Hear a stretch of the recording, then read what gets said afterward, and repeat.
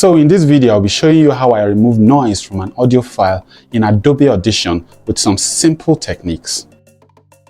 Let's import the audio file into Adobe Audition and let's listen to it.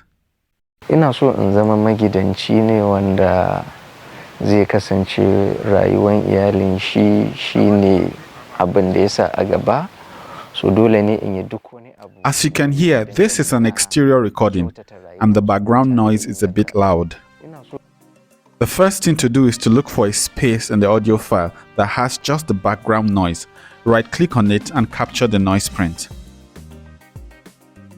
Go to Effect, select Noise and Restoration, and then select Noise Reduction.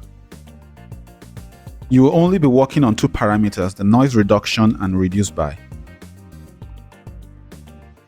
Let's crank this up to about 80% and the next parameter to about 40 dB.